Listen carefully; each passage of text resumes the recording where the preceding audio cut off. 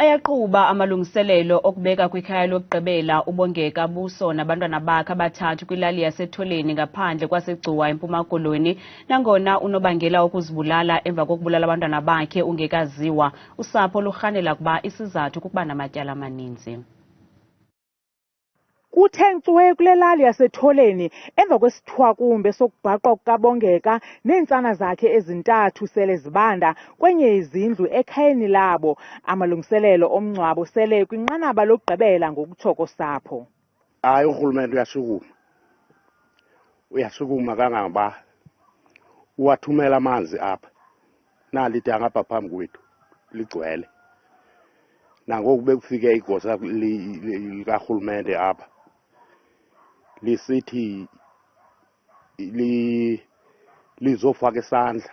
Umakazi kamfi uBongeka uthi akwaba ebekhuphe owakhe umphefumlo kuphela, hayi nowabantwana abasajonge lukhulu ebomini. Sibuhlungu. Uyabona noba nindibuza le mibuzo ndibuhlungu. Intena ke kuba nisemsebenzini wenu. Undenzakalisile uBongeka. Kangaba ndide ndathetha into erongo. Ndathi uBongeka uthena ngakhange azibulale yedwa, ashiye abantwana at least. Nansi indlu abafunyenwe bedunduluze kuyo umama nabantwana bakhe. Ngoku kuhleli abazili abasemlindweni wokubabeka kwikhaya labo lokugqibela. Abaququzeleli abaphuma kumasipala waseMpuma bathi inkonzo ekhapha uBongeka nabantwana bakhe abathathu izawuqhutyelwa kweli khaya ngomhla we-13 ku-Agasti.